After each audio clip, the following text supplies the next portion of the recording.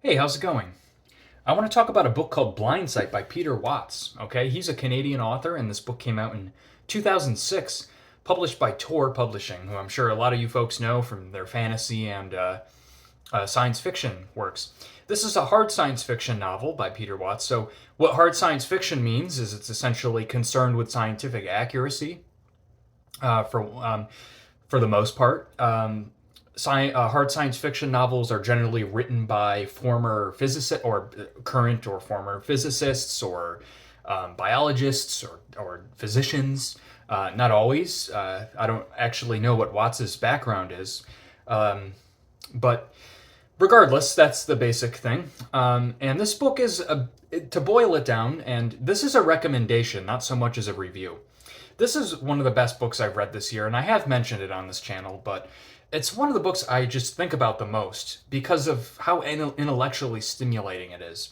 There are just some brilliant concepts that Watts has in this novel, and they're handled with such tact. And to boot, there's a wonderful story in here, a first contact story, which I happen to be a fan of. Now, I don't have too much. I off the top of my head, I have almost no experience reading hard science fiction. And as a matter of fact, I'm not even really much of a science fiction fan, and I'm not sure why. I've never really been sure why, because I'm fascinated by space and space travel, and I really like first contact stories. So this really hits the spot. The first thing I want to do before I get into my little recommendation is I want to ask you a question, okay? Because when I was in ninth grade, I remember reading a story by Ray Bradbury. And I want to say it was called The Fire Balloons. I could be wrong with the title. But the concept of the alien in that story was very foreign and strange and surreal. And I really enjoyed that fact about that book. It always stuck with me. So my question to you is, if you were going to make a hard science fiction first contact story, right? That's it, that we're trying to base it with some sort of reality. What would you make the alien look like? Now you can write that down in the comments if you want, or you don't have to. That's fine too. But that's my question to you. Like, what would you make it? What would it be? And that thought experiment fascinates me. It has for years. I'm just not sure why. But that's kind of what this book is about. It's about, and this book is batshit insane, by the way. This book's fucking nuts, all right? It's about a group. Are you ready? Here's what this book is about. It's about a group of transhuman autists who are like idiot savants, essentially. Hyper intelligent, genetically engineered people who are piloting the ship to go intercept a beacon that they find after some event happens in the past that is very intense and would lead one to believe that there is extraterrestrial life. Very hard to deny with what occurs. And while they're in cryogenic sleep on their ship, the Theseus, which is powered by an antimatter drive, which is pretty cool. By the way, this takes place in 2082, I think, so I don't think we're getting there by that point, but their ship reroutes them out to the Oort cloud, which I think is past Pluto, and just on the outskirts of our solar system. And that's where their ship is routing them. They come out of cryogenic sleep, and so begins the first contact novel. I've never read a book like this, man. This book is cerebral, heady, unique, challenging, dark, depressing, hilarious, surreal, challenging. I'm repeating myself. Truly, there are some concepts in here that I've never heard of. I've never would have thought of, and they're explained to you in a way where Watts treats you like an intelligent person. This book is not an easy read. Watts expects you to be an intelligent person when you read this. He expects you to pay attention. He expects, if you don't understand the science fiction jargon, that you're going to go look it up. Nothing in this book is impossible to understand due to the science fiction jargon. That's often a barrier to a lot of folks with hard sci-fi. I thought it would be myself. I feel it's handled quite well in this book, to where he writes it where he knows that you don't know what the fuck he's talking about. But he knows that based on the context, you're probably going to get it. And hey, if you don't understand an orbital maneuvering technique that the ship is doing, just go look it up on Google. Or don't use Google, use something else. But 2 seconds, you're going to, and it brings that context together.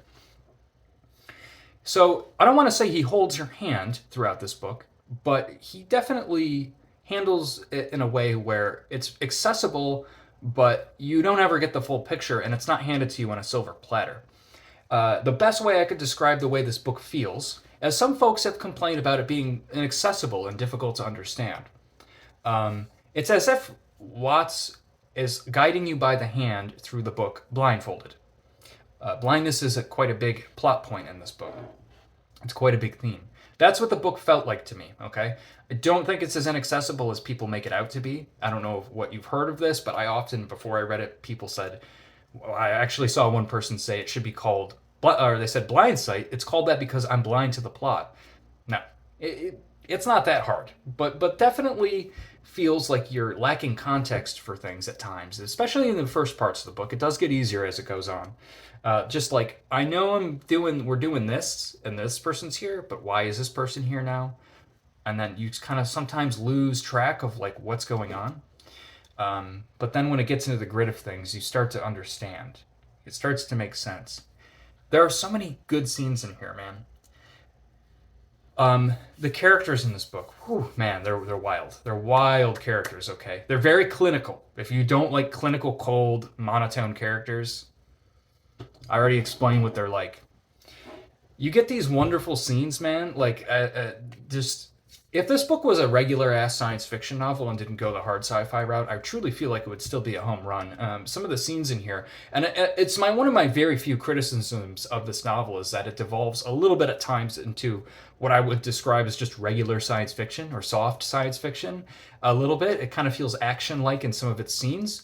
They're still amazing, but I wish it maintained that extremely cerebral feel throughout. But it does for the most part. One of the most major concepts in this book is the idea of awareness and consciousness. And well, not that Watts is the first to write about this, certainly, but it's like it really like kind of freaked me out. And I haven't read a book in a while that freaked me out like this. We're talking like existential sort of freakouts in this book, right? It's not like cosmic horror or anything. I don't feel it kind of is actually in some ways. Just that feeling of absolute helplessness and like nothing really matters. And it's not in a depressing way, in a way of just like, whoa, that's kind of freaky to think about. I think I'm going to not think about that anymore.